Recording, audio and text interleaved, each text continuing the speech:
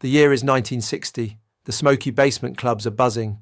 Vegas is lit up like a permanent sunrise.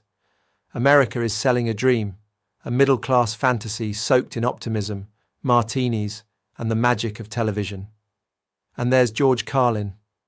Hair slicked back, suit pressed tight, smile polished. A young comic with jazz in his voice and edge in his mind. But the edge hasn't shown up yet, at least not on stage. The straight man with a twist. Carlin's act was crisp, clever, and clean. He played characters, riffed on everyday absurdities, and danced with language. He had charm, rhythm, mass appeal. Club owners loved him. So did the bookers at The Ed Sullivan Show and The Tonight Show with Jack Paar, and later Johnny Carson. He was the type of comic you could bring home to mom. Not yet the guy who'd make you question your government or your God. But even then, Carlin had a secret. The words he really wanted to say didn't fit in a tuxedo. Television fame and the illusion of a rival. From the outside, it looked like George Carlin had made it.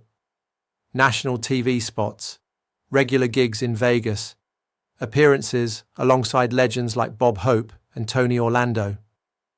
He and his comedy partner, Jack Burns, briefly formed a duo, Burns and Carlin, doing sketches and snappy routines that echoed the sensibilities of the time. Safe, marketable, harmless. But Carlin wasn't harmless. Every time he smiled for the cameras, a small part of him winced. He was building a career on jokes that didn't reflect the man writing them.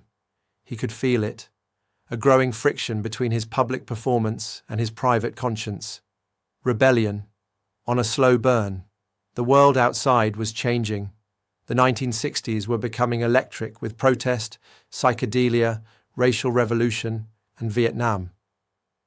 The establishment was cracking, and artists were choosing sides. Lenny Bruce had already been arrested for obscenity. Bob Dylan was turning poetry into protest. Richard Pryor was diving deeper into his own racial trauma. And Carlin was still in a suit. He once joked, "I was entertaining the people I wanted to rebel against." And it wasn't really a joke. The turning point, counterculture beckons. Something had to give. And eventually it did. In the late 1960s, Carlin walked away from the Vegas circuit. He stopped trimming his hair, started smoking weed, and began hanging around musicians, beat poets, and college kids who didn't want clean jokes. They wanted the truth. And the truth? Carlin hated the character he had become. He felt phony, caged. "I had carved a version of myself that I no longer believed in," he later wrote. So he scrapped it. Shedding the suit, literally. It wasn't a rebrand, it was a rebirth. The suits were replaced with denim. The polished smile gave way to a skeptical smirk. The hair grew long, the beard came in, and with it, a voice that was raw, unfiltered, and ferociously real. Audiences didn't know what hit them. The same man who once did cute bits about airline food was now railing against the Vietnam War, the hypocrisy of religion, and the idiocy of American consumerism. Carlin wasn't chasing laughs anymore. He was chasing truth and daring you to laugh in spite of it. I found my voice when I let it all go. But this transformation didn't happen overnight. It was painful. It meant losing gigs, alienating old fans, and confronting deep fears about acceptance.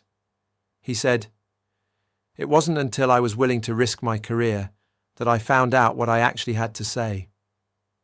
This was the moment George Carlin stopped being a comic and started becoming a philosopher in disguise. Campus gigs and counterculture stardom. Now booked at colleges and counterculture venues, Carlin became a voice for the disillusioned. He joked about drugs, war, and language in ways that felt dangerous and exhilarating. He wasn't working within the system anymore. He was outside the walls, setting fire to them with syllables. And finally, the crowds weren't just laughing, they were listening. Closing. This chapter. George Carlin had stepped off the mainstream treadmill and into the fog of rebellion. The next phase of his life would push boundaries, test laws, and make history. He had traded smiles for smirks, suits for sandals, and fame for freedom. And with that freedom came the next chapter, one that would put him on trial. Not just in court, but in the court of public opinion.